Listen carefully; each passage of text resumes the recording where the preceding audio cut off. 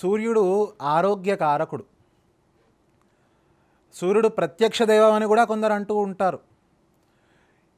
కాబట్టి సూర్య నమస్కారం వల్ల అది మనం చూసుకున్నట్టయితే సూర్యుడికి ఎలా నమస్కారం చేయాలి? అసలు సూర్య నమస్కారాలు అంటాం ఏదో యోగాసనాలు వేసి, అది సూర్య నమస్కారం అయినప్పటికీను సూర్యుడికి ఒక ప్రత్యేకమైన నమస్కారాలు కొన్ని ఉన్నాయి. ఎట్లా అంటే ఉదయాన్నే సూర్యుడికి నమస్కారం ఎలా చేయాలి అంటే, రాగి పాత్రలో సూర్యుడికి రాగికి ప్రత్యేకమైన సంబంధం ఉంది. తామ్రము అంటారు రాగిని.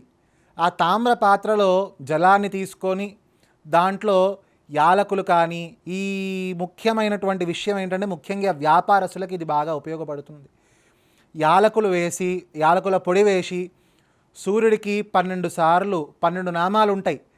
అర్క, మిత్ర, భాను, రవి, ఈ 12 ఆదిత్యుడు, ఈ 12 నామాలు ఉంటాయి. ఖగః, పూష, ఇవి కాకుండా సరే ఆదిత్యాయ నమః, సూర్యాయ నమః, లేకపోతే మిత్రాయ నమః ఇలాంటివి చెప్పి సూర్యుడికి అర్ఘ్యప్రదానం, ఈ యాలకుల పొడి వేసినటువంటి నీళ్ళతో సూర్యుడికి అర్ఘ్యప్రదానము చేసి ఆ నీటిని మనం స్వీకరించడం ద్వారా, లేకపోతే ఆ నీరు ధార పడేటప్పుడు ఆ ధారలో నుంచి సూర్య బింబాన్ని మనం దర్శించడం ద్వారా మనకి చక్షుష్మతి విద్య అంటారు దాన్నే. ఈ చక్షువులు అంటే కళ్ళకు సంబంధించినటువంటి వ్యాధులు తొలగడం ద్వారా, దేంట్లో ఆ ధారలో నుంచి వచ్చేటువంటి సూర్యకాంతిని మనం గ్రహించడం ద్వారా, ఆ ఉదయాన్నే సూర్య నమస్కారం చేసేసరికి అందరికీ తెలుసు ఉదయం సూర్యుల్లో విటమిన్ డి ఉంటుందని, అది ఒక ఆరోగ్యపరమైన విషయము. ఇంకోటి సూర్యుడు మనకి జ్ఞానమే కాకుండా, జ్ఞానము అంటే మెచ్యూరిటీ. ఇప్పుడు హనుమంతుడికి జ్ఞానం ఇచ్చింది ఎవరు? సూర్యుడే కదా.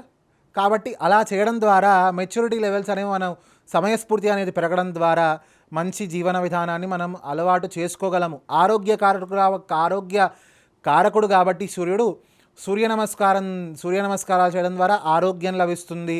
తర్వాత ఆయన గ్రహాలకి అధిపతి కాబట్టి ఏ గ్రహం అయినా సరే అనుకూలంగా లేకపోయినా ఆయన అనుగ్రహం ద్వారా అన్ని గ్రహాలు కూడా మనకి అనుకూలంగా మారడం ఖచ్చితంగా జరుగుతుంది. అది సూర్య నమస్కారాల్లో ఉండేటువంటి ప్రయోజనం.